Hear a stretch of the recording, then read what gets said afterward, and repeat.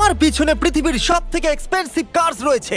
মজা করছি না, আমরা আমাদের হাতে পেয়েছি টোটাল $250 মিলিয়ন এর কার্স। তার মধ্যে একটার দাম এমনকি $100 মিলিয়ন। আর আমরা সেগুলোকে ওড়াবো, জলের ওপরে চালাবো, ড্রাইভ করব, আর এমনকি আকাশে উড়বো।